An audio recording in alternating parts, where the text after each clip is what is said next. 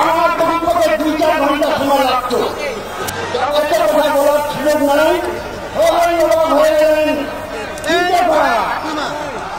একটা হিন্দু মানুষ জামায়াতে ইসলামী সম্মেলনে কথা বলার জন্য উপস্থিত হয়েছে।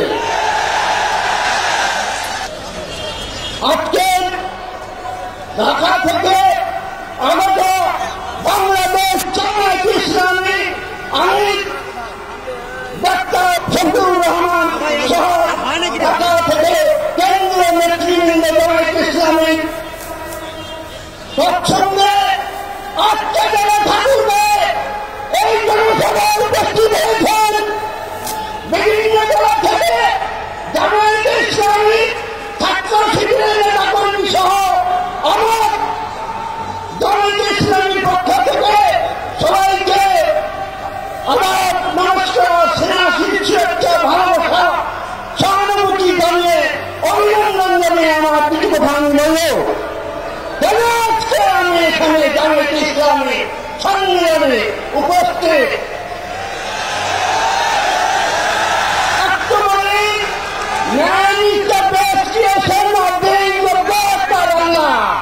He has given us something qualities, samardhan, honesty, truthfulness, kindness, এরকম হাজার মানবীয় গুণের কথা আছে।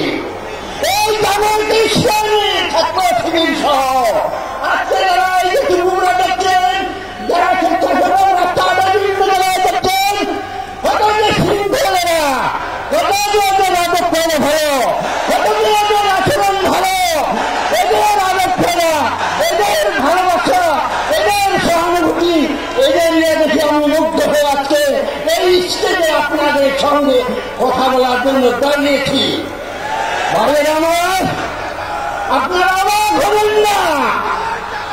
হিন্দু মানে আমি কেন, আমি জ্যোতিষ মাস্টার চ্যালেঞ্জ করে কথা বলেছিলাম, বাংলাদেশে যত নেতা কর্মী আছে, মন্ত্রী এমপি থেকে শুরু করে জয়পরগণ, আমি মনে হয় এই যে সংস্কার কথাটা আছে সারা দেশব্যাপী সরকার সহ বহু জ্ঞানী গুণীরা নেতারা সংস্কার কথাটা কিন্তু কেউ বুঝাই দিতে পারছে না। বুঝেছেন আপনারা? আজকে এই আল্লাহ তাআলা যে নামেই দেখেন মুসলমানেরা আপনার 99টা নাম, হিন্দুরা 108টা, এরকম বিভিন্ন ধর্মের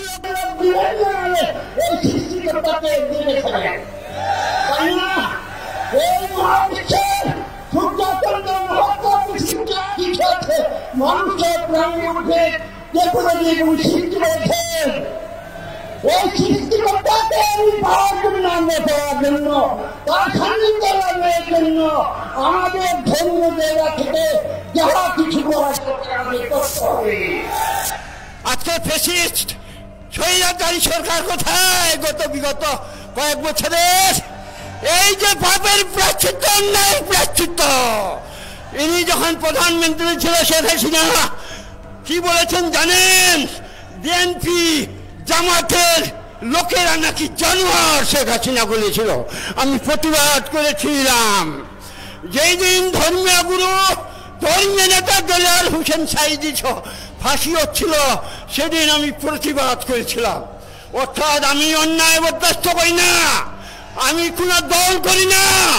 আজকে শুধু এখানে ডিক্লার দিতে চাই, ঘোষণা দিতে চাই, জামাতের আদর্শ, জামাতের সততা, ভদ্রতা, নম্রতা, এই মানব গুণাবলীর জন্য আমি জামাতে আজ থেকে ডিক্লার দিচ্ছি, আমি আজ থেকে জামাতের দল করব। কথা বলতে গেলে অনেক 1-2 ঘন্টা লাগবে। এই ডক্টর শফিকুর রহমান সহ উনার নেতা কর্মীদের নিয়ে হিন্দুদের বাড়িতে এই যে 5ই আগস্টে গেল গণ আন্দোলন, ছাত্র আন্দোলন, উনি বেড়াইছে, আমি দেখেছি।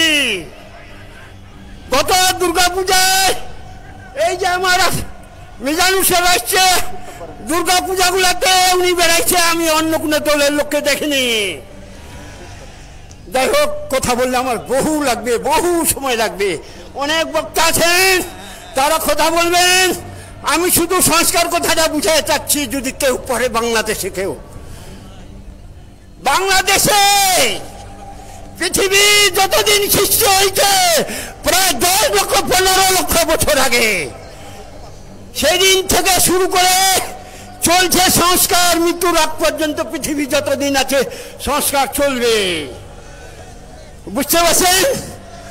আজকে জেনে রাখেন, আমরা এই জামাতকে সরকার গঠনের জন্য চেষ্টা করব। তারা কোনোদিন দুর্নীতি করেনি, ঘুষ খায় না, অন্যায় করে না, অবিচার করে না, অত্যাচার করে না, হিন্দুদের তো দূরে থাক, খারাপতি করে নাই। শেষ করছি, সবাইকে ধন্যবাদ, খোদা হাফেজ, সিনাসিস, ভালোবাসা, প্রণাম, শ্রদ্ধা, নমস্কার, আদাব জানিয়ে আমার কথা এখানে শেষ করছি।